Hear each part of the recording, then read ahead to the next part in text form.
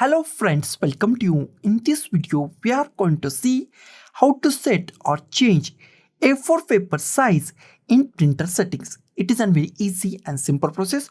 First, go to any app or any software that you like and go to the print. I give print from the notepad. You can give print from the any app or any software.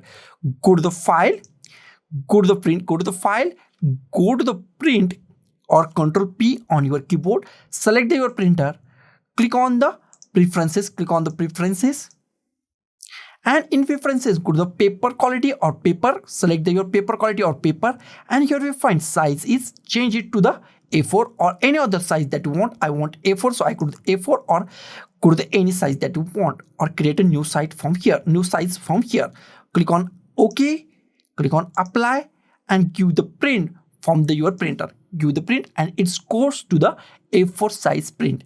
So guys, this is the simplest way to set or change A4 paper size in a printer settings. So guys, thank you for watching this video. Don't forget to like, share, comment on this video, and don't forget to subscribe the channel. Thank you guys.